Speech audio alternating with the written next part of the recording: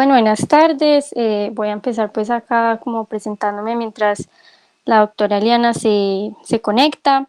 Mi nombre es María Pineda Muñoz, soy estudiante de onceavo semestre del programa de medicina de la Universidad de Caldas. Em, Soy la secretaria pues del semillero de investigación en dermatología de la Universidad de Caldas. Y pues el día de hoy les voy a hablar de la dermatitis por autosensibilización, eh, una patología que antes de revisarla pensé pues que era algo fuera de lo común, algo muy frecuente y me sorprendí al revisar y darme pues cuenta que en realidad no es tan rara. Entonces, pues sí es muy subdiagnosticada, entonces lo que yo quiero a través de esta revisión es que ya tengamos herramientas para por lo menos tenerla en la cabeza cuando veamos un paciente y poderla por lo menos sospechar. Voy a revisar si ya se conectó la doctora. Bueno, no se ha conectado, pero pues voy a ir iniciando. Bueno, la dermatitis por autosensibilización recibe otros nombres, ¿cierto? No se conoce solo como dermatitis por autosensibilización, sino que también recibe el nombre de autoexematización, de eczema diseminado, como observaron en la publicidad si la vieron, y reacción IDES. Eh, un segundo. Listo. Em, Todos estos nombres o bueno, esta patología se va a referir al fenómeno en el cual vamos a observar una dermatitis aguda que se va a presentar en un sitio distante a un foco inflamatorio o a una lesión primaria. Esa es la primera característica.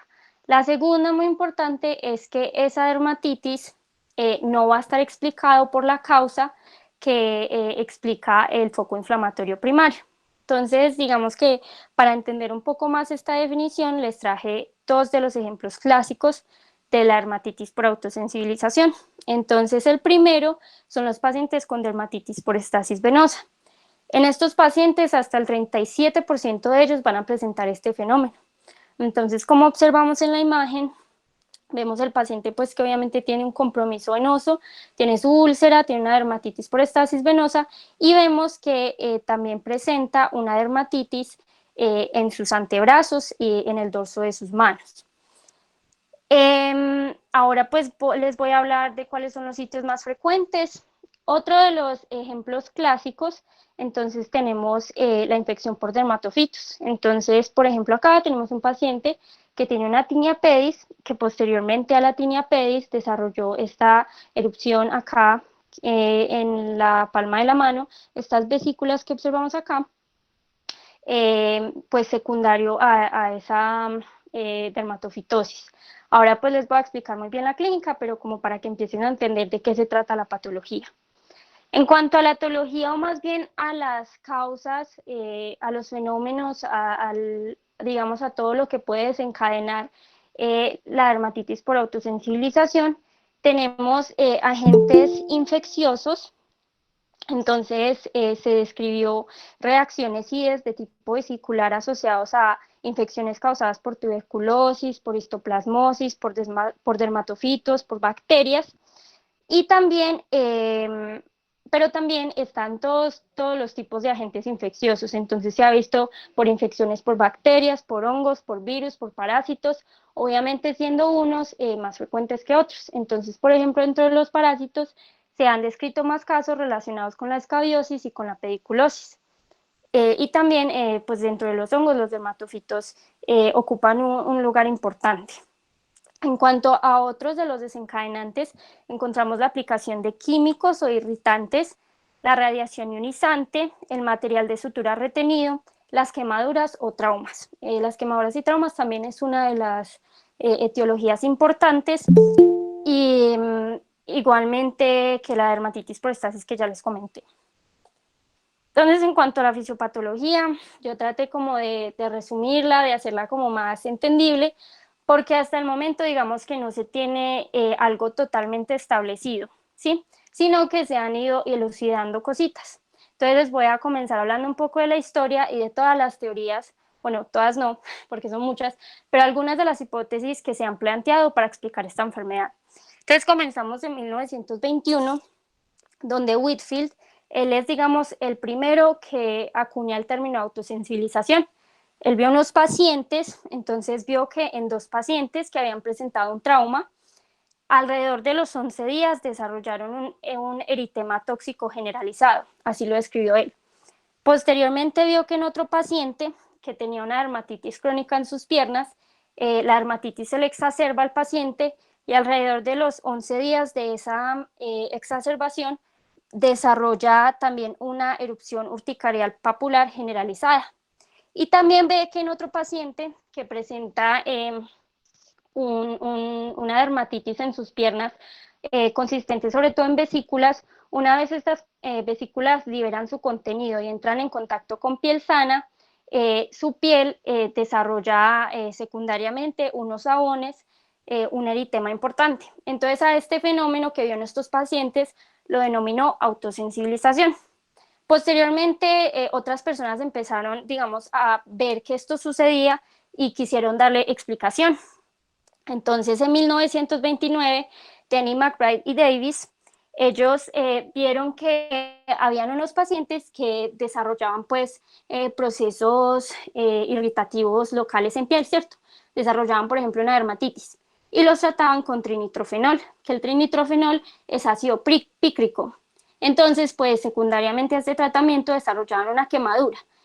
Y después de ser tratados y desarrollar pues esa lesión a nivel local, pues a la semana más o menos, desarrollaban una dermatitis exfoliativa generalizada. Entonces estos autores plantearon pues que en ese sitio de quemadura se desarrollaba una proteína que ellos llamaron picrinato y que digamos que se liberaba al torrente sanguíneo y era la responsable de que se produjera el compromiso general. En 1944, Hopkins y Burki dijeron no, esto es más una sensibilización a la propia queratina y toxina estafilocóxica que tienen los pacientes. Entonces ellos lo que hicieron fue sensibilizar a los pacientes a la toxina estafilocóxica y dijeron que algunos pacientes mejoraron con este tratamiento. Ya en 1945, Smith vio también que había unos pacientes con una dermatitis crónica en sus piernas, que también se les exacerbaba esta dermatitis, este proceso crónico se exacerbaba y posteriormente a los días desarrollaban una erupción papulovesicular generalizada. Y entonces él decía pues que esto se debía a que en ese sitio de exacerbación aguda se desarrollaba una dermolicina. Entonces él dijo, esta dermolicina se debe a, pues es una proteína que va a elaborar una bacteria exógena o es debida al daño tisular en esa herida, en esa lesión primaria. O es, digamos, una combinación de estas dos cosas y esto es lo que genera el posterior compromiso general. Ya en 1953, Lipschutz, que fue, digamos, el autor de este artículo y el que hace todo este recuento de las hipótesis hasta ese entonces, dice que muy probablemente la dermatitis por autosensibilización se deba a un agente bacteriano, o sea, es de origen bacteriano. Entonces él dice que en esos sitios donde hay una dermatitis, hay un proceso inflamatorio que esté sucediendo, todas las proteínas plasmáticas, las células epidérmicas, las enzimas, toda esa alteración que hay ahí va a alterar la virulencia de las bacterias presentes en piel y estas entonces van a hacer que se genere pues el posterior compromiso general, ¿cierto? Ellas van a ser las causantes o que puede suceder al revés, que sean las bacterias las que desarrollan virulencia y empiecen a sensibilizar, digamos, a la piel a estímulos que en condiciones normales serían inocuos. Entonces, digamos que estas son muchas de las hipótesis que se plantearon. Otra de las teorías era pues que se desarrollaban antígenos epidérmicos mediados por anticuerpos citotóxicos, pero en muchos estudios esto no se pudo comprobar. Entonces, ¿qué se sabe hasta ahora y qué es lo que se cree que sucede? Que todos estos agentes causales, ¿cierto? Que sabemos que pueden desencadenar este fenómeno, esta dermatitis por autosensibilización, como la infección, el trauma, la irritación, a través pues de diferentes procesos, que ahora pues les voy a dar como más molecularmente qué es lo que sucede en detalle, pero en general van a hacer que se liberen citoquinas. Estas citoquinas se van a liberar hematológicamente, ¿cierto? Se van a diseminar y una vez alcanzan cantidades suficientes, van a aumentar la sensibilidad de la piel a estímulos que serían normalmente inocuos y va a generar un patrón de reacción spillover o pues como de derrame en español. Y entonces otra de las preguntas que se plantea es ¿por qué? Porque ahora vamos a ver cuando les explique la clínica cuáles son los sitios más afectados, por qué se afectan más las extremidades. Entonces lo que se comprobó en numerosos estudios es que hay mayor número de receptores muy ávidos para diversas cantidades de citoquinas en las extremidades, más que en otros sitios como la cara o las manos. Entonces esto podría explicar un poco por qué esa disposición, esa predisposición a que se afecten más las extremidades, como vamos a ver ahora. Entonces, ya como les dije que les iba a decir más a detalle, acá pues a grandes rasgos, para no entrar pues ahí a darles la clase de inmunología, pero pues así a grandes rasgos, en la dermatitis por autosensibilización, lo que se ha encontrado y lo que sí se sabe que hay, es que hay un aumento de los linfocitos T, HLA, TR positivos. Entonces sabemos que cuando los linfocitos pues están activos, ellos van a expresar diferentes fenotipos. Entonces CD3 positivo, CD4 positivo, y cuando se van a activar a una respuesta inmune específica, por ejemplo, cuando reaccionan a un complejo mayor de histocompatibilidad tipo 2, van a expresar, pues van a ser linfocitos T, HLA, DR positivo. Y esto significa, pues esto se asocia con una activación prolongada del sistema celular T. También lo que se vio es que hay un aumento de la interleuquina 8 y de la interleuquina 6. Esto apoya que el mastocito tiene un papel importante en esta patología.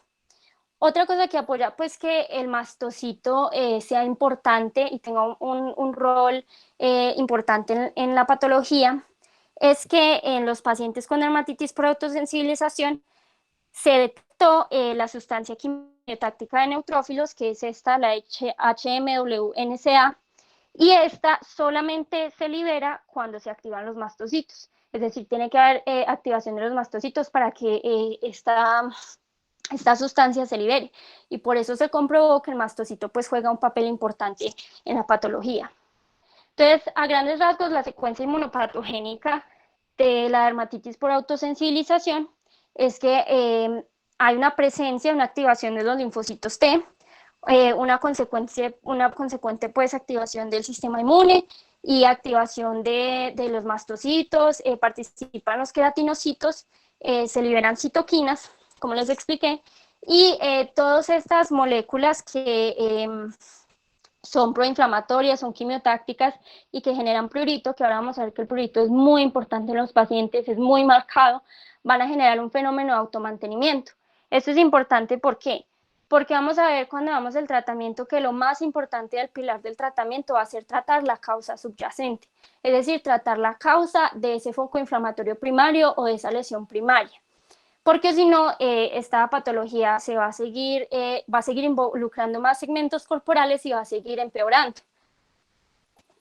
Bueno, entonces, en cuanto a las manifestaciones clínicas, vamos a tener que se da un proceso inflamatorio, ¿cierto? Ya vimos que puede ser una infección, que puede ser un trauma, que puede ser que el paciente entró en contacto con irritantes y a la 1 o 2 semanas después de que María, aparece... la ¿Sí? más común que es la estasis venosa, Sí, que genera un proceso, pues pacientes que exacto. tienen los antecedentes de estasis venoso y generan, ese estasis venoso pues es pruriginoso, se empiezan a Uh-huh. rascar, generan úlceras, heridas, eso es una de las principales causas de estas Exacto. procesos de autosensibilización.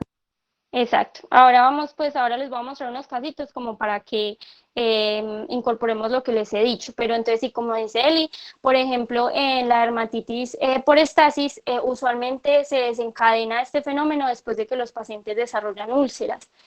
Y bueno, sí. Entonces, como a la semana o las 2 semanas después de que se instaura este proceso inflamatorio o digamos se exacerba un proceso crónico, se va a desarrollar pues una erupción generalizada. Esta tiene como características que va a ser eritematosa. Ahora vamos a ver que puede tomar muchos patrones y ahora se los voy a mencionar, pero usualmente pues va a contener pápulas, máculas, vesículas. Tiene como característica que es simétrica y es muy, muy pruriginosa. Eh, Como les dije, entonces, en orden descendente, es decir, los antebrazos siendo el sitio de mayor afectación y los pies de menor frecuencia, los antebrazos, los muslos, las piernas, el tronco y la cara, las manos, el cuello y los pies son los que se van a afectar en orden descendente. La morfología puede cambiar durante la evolución de la patología. Como ya sabemos, las lesiones primarias se pueden convertir en secundarias según la cronicidad. Entonces, si un paciente desarrolló vesículas, cuando nos llegue a consultar puede que ya sean costras, o podemos ya ver son signos de escoriación. Es muy común ver esto porque como la patología es muy pruriginosa y es una patología que es subdiagnosticada, muchas veces los pacientes no reciben el tratamiento de su causa primaria y nos llegan ya es con múltiples excoriaciones si no vemos las lesiones primarias. Entonces, como les dije, se pueden observar en muchos patrones, puede adoptar un patrón morbilliforme, nodular, urticarial, petequial, papulovesicular, psoriasiforme, y se han descrito dos tipos de patrones no eczematosos, que son el eritema multiforme y la paniculitis lobular neutrofílica, sobre todo asociadas a agentes infecciosos. Ahora vamos a ver un caso, pues como para que lo puedan ver y entenderlo un poco mejor. Entonces, pues acá ya les traigo como unas imágenes, unos casos clínicos para que entendamos un poco más.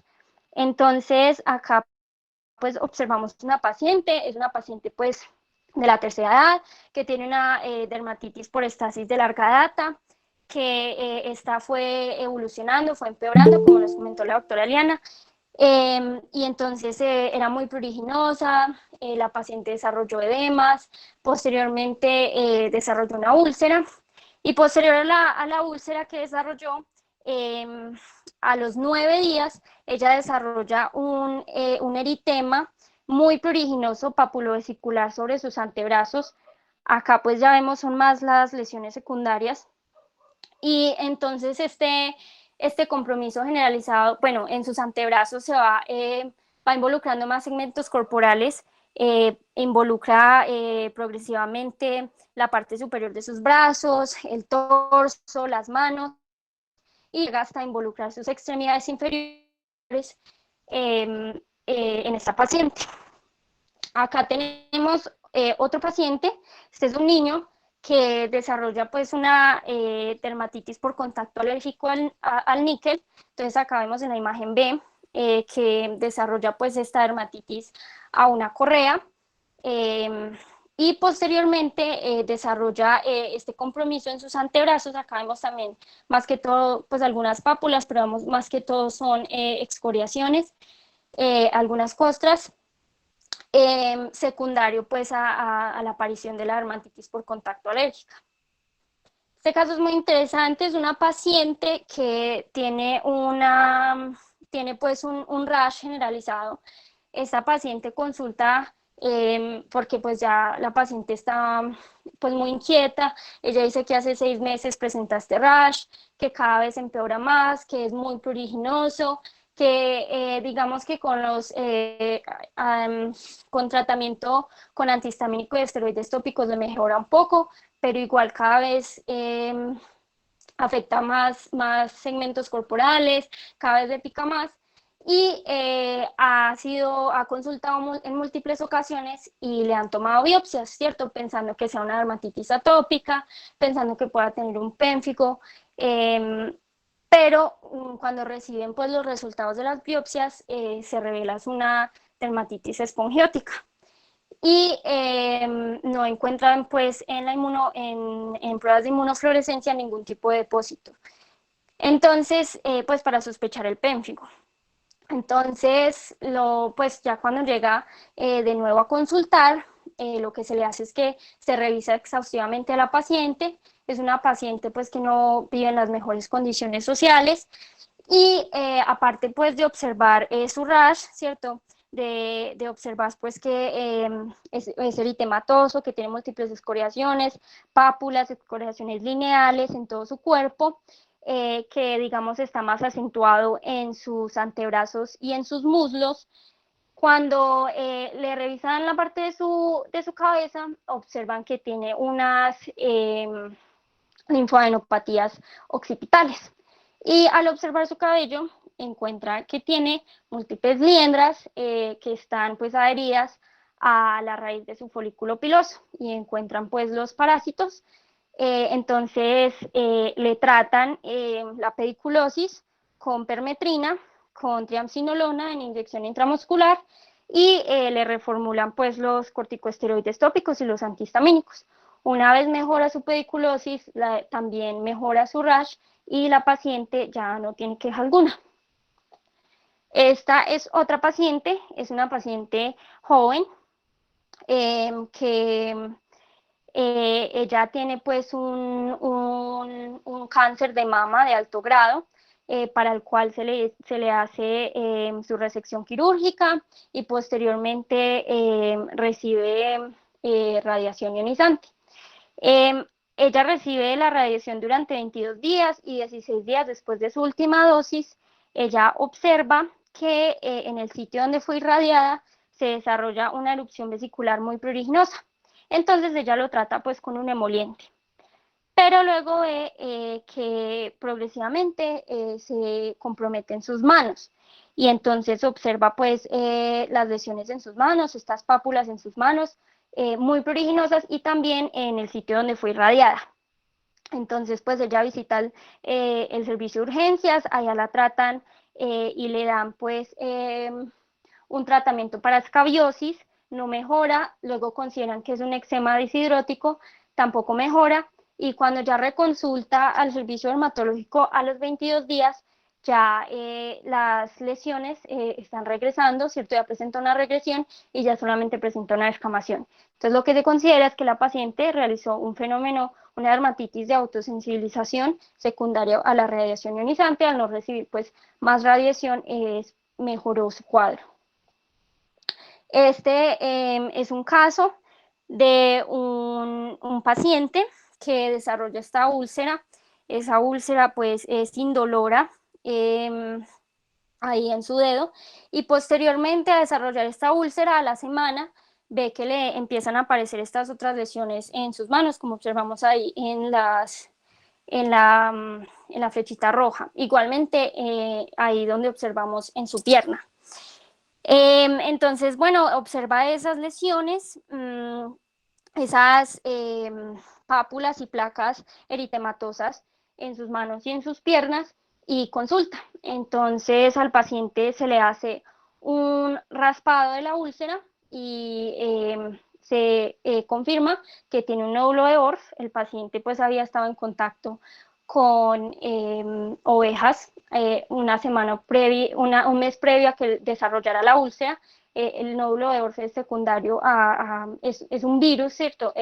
Secundario pues al contacto, a la exposición con ganado, y se confirma después de hacer biopsia de las lesiones que presentaba en sus manos y en sus pies, pues en su tobillo, que tiene un eritema multiforme. Entonces el paciente desarrolló un eritema multiforme secundario al virus que causó su nódulo de Orff. Entonces una vez se trató la causa primaria, también mejoró y regresó totalmente el eritema multiforme. Ya acá pues tenemos este caso que acá sí le doy entrada a la doctora Eliana para que les cuente más a detalle. Bueno, este es un paciente que pues consultan del grupo de Gram. Es un señor, pues, es un anciano con un cuadro clínico pues de varias semanas de evolución de lesiones intensamente pruriginosas. Estoy hablando de la lesión de la izquierda, de los señores de un pueblo, de lesiones intensamente pruriginosas que se localizan en los antebrazos, estaban en espalda, en abdomen, que respetaba cara, pero eran pues estas placas eritematosas, pruriginosas, con múltiples escoriaciones, ya con costras, algunas melicéricas, exudativas. que se localizaban en antebrazos y en muslos y piernas, eran los mayores sitios de predominio, pero también estaba en tronco, y él pues negaba, y también el médico, cualquier tipo pues de cambio por insuficiencia venosa. Lo más característico eran las múltiples excoriaciones que el paciente pues tenía. Vemos todas, yo sé que ahí no ve mi mouse, pero pues todas estas, en la imagen de la izquierda, todas estas erosiones que ustedes pueden ver ahí son puras, bueno, no son erosiones, son puras excoriaciones por el rascado y el prurito intenso. Muchas eran lineales porque era desesperante. Él no tenía antecedentes de ningún medicamento nuevo, ni medicamento pues reciente tampoco en los últimos meses, ni tampoco pues de ninguna otra enfermedad. Por las características de las lesiones, por ser estas placas muy dermatíticas, por estas costras, estas lesiones exudativas, estas costras pues melicéricas, y en el contexto pues de un paciente anciano sin ninguna otra como patología mayor de importancia, pues se pensó en la dermatitis por autosensibilización. Al paciente se le inició un manejo tópico con clobetasol, se le dieron antihistamínicos pues sedantes en la noche, se le recomendaron también pues uñas cortas, interrumpir el rascado, y además se le dio un ciclo pues de antibiótico por vía oral debido pues a que secundario al rascado se sospechaba que pues, puede haber una sobreinfección secundaria debido a la manipulación.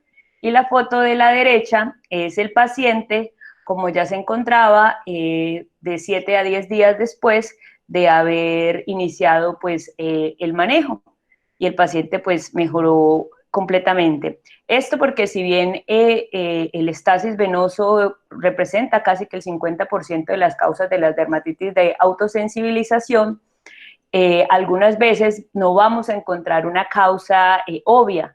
Por ejemplo, la dermatitis nodular puede ser una de las causas también y factores desencadenantes y puede no verse, o muchas, como por ejemplo, pues pueden haber otras causas, irritantes, alergenos, que no se detecten y que cuando llegue el paciente ya se encuentre como la foto de la izquierda, y es por esta razón pues que también queríamos como revisar el tema. Recordar que, por ejemplo, las quemaduras eczematizadas, las úlceras, pueden ser causas de estas dermatitis por autosensibilización.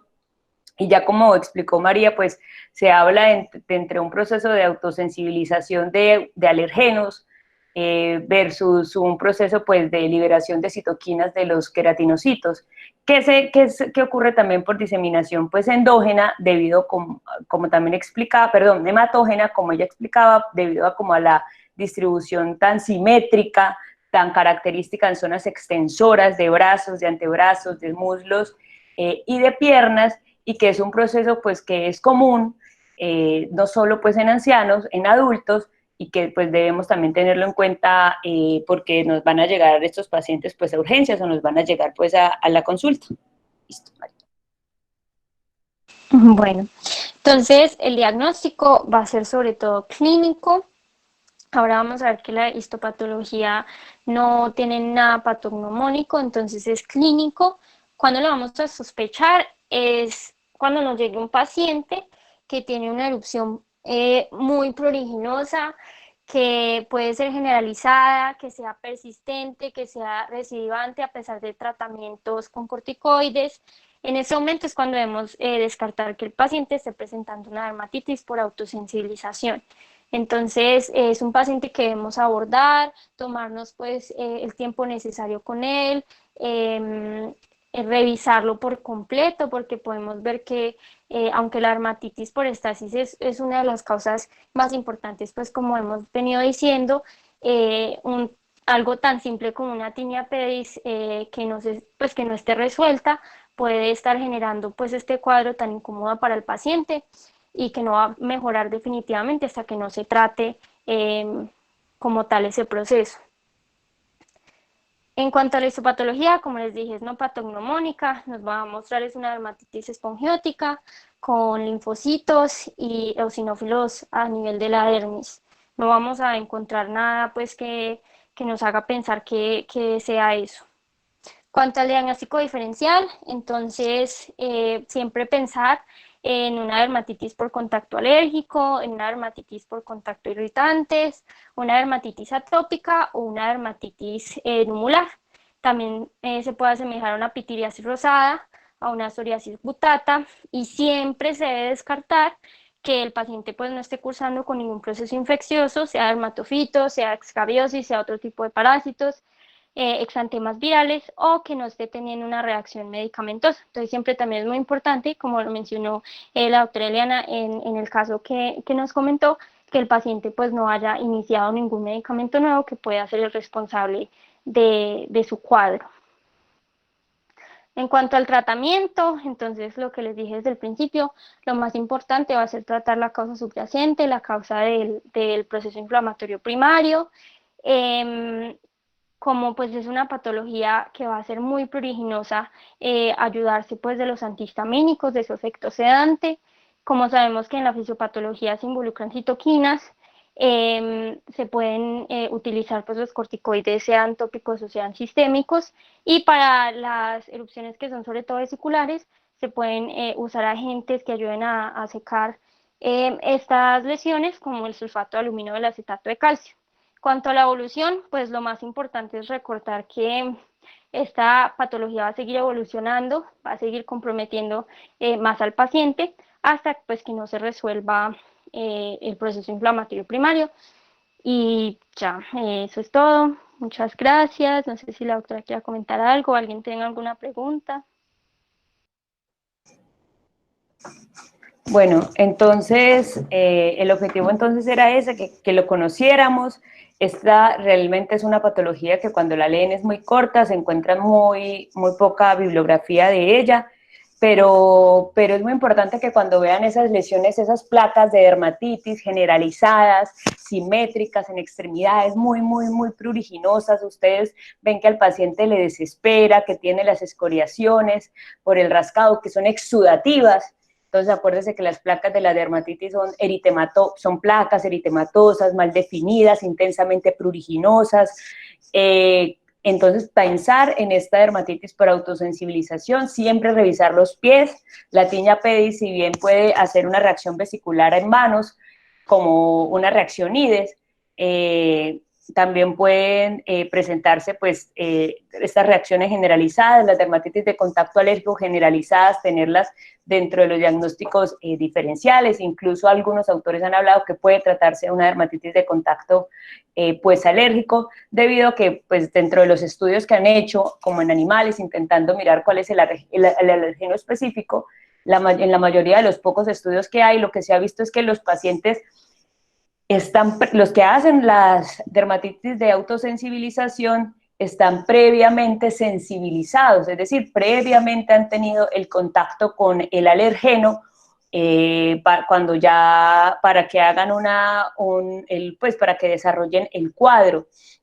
Entonces, por eso se habla que hay un alergeno que se desconoce o un disparador, como ya pues todo lo que dijo María, las infecciones, los irritantes, dermatitis de contacto alérgico, bueno, todas estas causas que genera, con la que ya se tuvo contacto previo y que posteriormente van a desencadenar estas lesiones generalizadas. Son lesiones desesperantes para el paciente, cuando ustedes las vean y digan, no tengo ni idea qué tiene porque no se me parece a esto, tomen una parte específica, pues localizada de la piel y miren, bueno, ¿esto qué es? ¿A qué se me parece? ¿Ves? Es una placa de dermatitis. Será una dermatitis generalizada, que es la misma por autosensibilización, y la respuesta, como vieron a los esteroides, es muy buena. En realidad, el manejo de primera línea son los esteroides tópicos y los antihistamínicos orales, los antihistamínicos sedantes y los esteroides tópicos de alta potencia.